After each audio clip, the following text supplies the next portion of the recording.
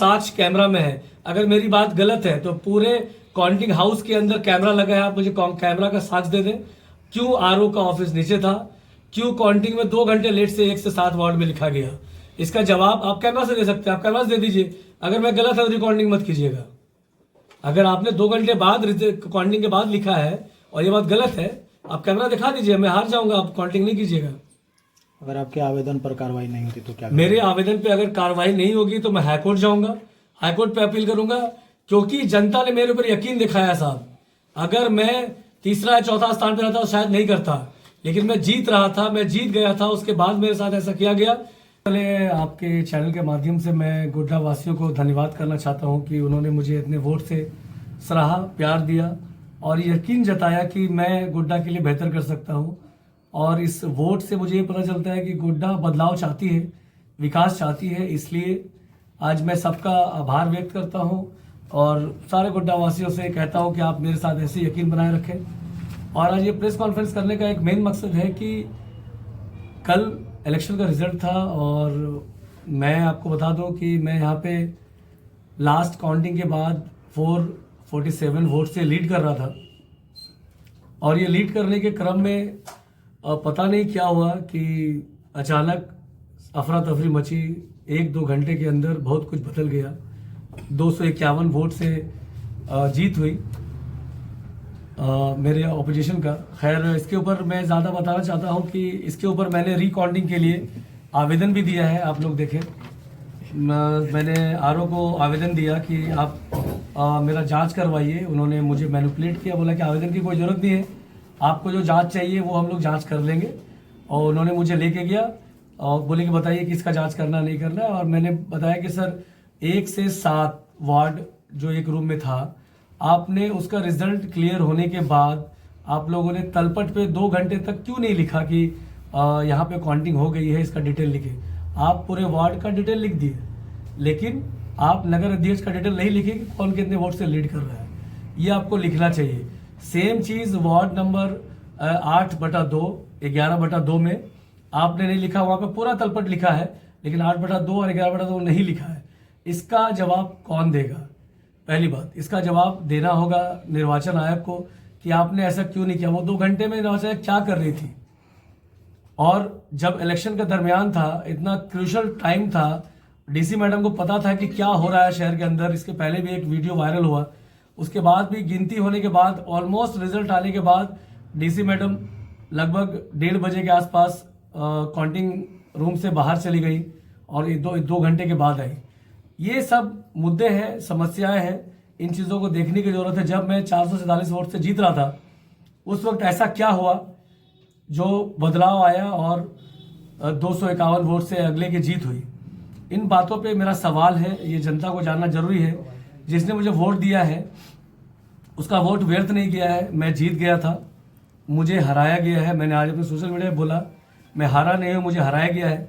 अब इसमें कौन सी राजनीतिक दल की ताकत है, पावर है, ये जांच की विषय है, जानना पड़ेगा। कौन नहीं चाहते हैं कि गोड्डा का विकास हो, इसको सोचना पड़ेगा। और एक बात मैं कहना चाहूँगा कि मुझे बेहद अफसोस रहेगा कि हमारा गोड्डा 5 साल फिर से पीछे चला गया। इस बात का अफसोस है, लेकिन मैं अपने जनता के साथ जुड़ा रहूँगा, मिल के अपने शहर का विकास करूँगा, ये मेरा वादा है। हमारे जनते को जहाँ भी ज़रूरत पड़े वो मेरे साथ आए, हम लोग मिल के अपने शहर का बेहतर काम कर सकते हैं। और दूसरी बात, मेरा एक ही विनती है निर्वाचन आयोग से कि आप प्लीज़ हमारे इस मुद्दे को संज्ञान लें। मेरा आवाज़ अगर मैडम तक जा रहा है, आरओ तक जा रहा है, तो प्लीज़ मेरे बातों को देखें। और सबसे एक इम्पॉर्टेंट चीज़ ये भी था कि जब हमारा 2nd फ्लोर पे जब काउंटिंग हो रहा था, तो रूल के हिसाब से आरओ का ऑफिस भी सेम फ्लोर पे होना चाहिए। आरओ का ऑफिस ग्राउंड फ्लोर पे क्यों था? ये सब सवाल है जो मतलब बताता है कि आपने कुछ गलत किया है। कुछ तो बात है। जो इंसान जीत रहा है, आप उस कैसे हार सकता है? आपने खुद सोशल मीडिया में सुना होगा, बहुत सारे न्यूज़ चैनल भी लगाया कि कामरान 1 बजे बताया कामरान इतने वोट से जीत रहा है, कामरान इतने वोट जीत रहा है। जब ये बात थी तो अचानक 251 वोट से कैसे हारने लगा फाइनल काउंटिंग के बाद?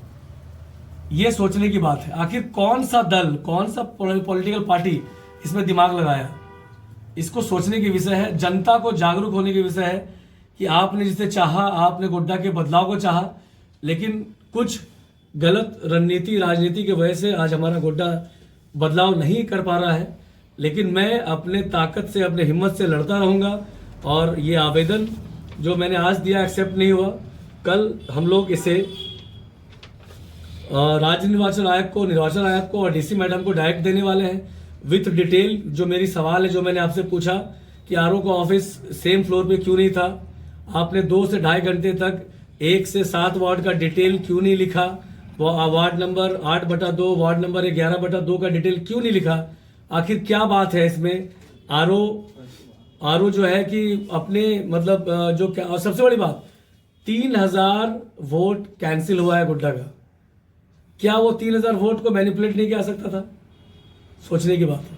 ये 3000 वोट कैंसिल हुआ तो उसका रीजन दीजिए, कैसे कैंसिल हुआ, आपने क्यों नहीं दिखाया प्रत्याशी को कि 3000 वोट किस रीजन से कैंसिल हुआ। ये बड़ी बात है। 3000 लोगों का निर्वाचन आयोग ने हक मारा है, कि आप क्यों नहीं बताएंगे कि ये 3000 वोट कैसे गलती हुई। उन्होंने अंगूठा मारा है कि उन्होंने 2 जगह वोट मतलब मोहर मारा है कि नहीं मारा, आप जवाब दीजिए।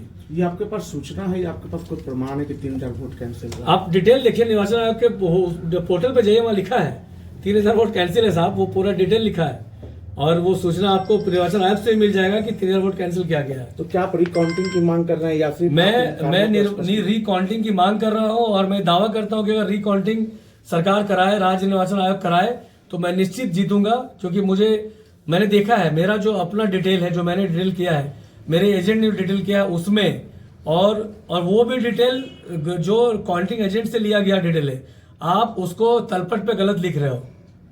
मतलब कुछ बात है। मैंने किसी एक छोटे से प्रत्याशी का, अगर जिसका एक बूथ में 70 वोट आया है और मैंने उससे 60 वोट में बदलते हुए देखा है, आखिर ऐसा क्यों? आपने क्या कर रहे हो आप लोग? निर्वाचन आयोग इतना मतलब गलत तरीके से काम नहीं कर सकता है। ये मेरी मांग है कि प्लीज आप मेरे इलेक्शन को रिकॉर्डिंग करें। मैं बहुत बिल्कुल करीब था, मैं 447 वोट से जीत रहा था। इसको हराने की साजिश की गई है और इस साजिश की भी जांच की जाए कि इसमें कौन कौन संलिप्त था और मेरे वोट का फिर से रिकॉर्डिंग की जाए। यही मेरे आवेदन है। आप लोगों का सवाल है तो बताइए। आज आप आवेदन देने गए थे?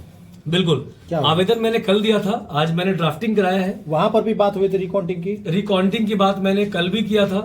जब मैंने कल रिकॉर्डिंग की बात की तो आरओ और ऑब्जर्वर के द्वारा मुझे मैनिपुलेट किया गया कि आपको आवेदन देने की क्या जरूरत है, मैं चलिए ऐसे जांच कर देता हूँ। मैनुअली जांच के लिए भी गए और जब मैं 2 घंटे बाद जांच के लिए गया तब उस समय 1 से 7 वार्ड का तलपट में लिखा जा रहा था। इसका साक्ष्य कैमरा में है। अगर मेरी बात गलत है तो पूरे काउंटिंग हाउस के अंदर कैमरा लगा है, आप मुझे कैमरा का साक्ष्य दे दें। क्यों आरओ का ऑफिस नीचे था? क्यों काउंटिंग में 2 घंटे लेट से 1 से 7 वार्ड में लिखा गया? इसका जवाब आप कैमरा से दे सकते हैं, आप कैमरा से दे दीजिए। अगर मैं गलत है तो रिकॉर्डिंग मत कीजिएगा। अगर आपने 2 घंटे बाद काउंटिंग के बाद लिखा है और ये बात गलत है, आप कैमरा दिखा दीजिए, मैं हार जाऊंगा, आप काउंटिंग नहीं कीजिएगा। अगर आपके आवेदन पर कार्रवाई नहीं होती तो क्या? मेरे आवेदन पे अगर कार्रवाई नहीं होगी तो मैं हाईकोर्ट जाऊंगा, हाईकोर्ट पे अपील करूंगा, क्योंकि जनता ने मेरे ऊपर यकीन दिखाया साहब। अगर मैं तीसरा या चौथा स्थान पर रहता तो शायद नहीं करता, लेकिन मैं जीत रहा था, मैं जीत गया था, उसके बाद मेरे साथ ऐसा किया गया। तो मैं हर हक के लिए, अपने जनता के लिए लड़ूंगा और इसकी आवाज को उठाऊंगा और आगे तक जाऊंगा, हाईकोर्ट तक जाऊंगा, जहां तक हो सके मैं जाऊंगा, लेकिन संघर्ष करूंगा।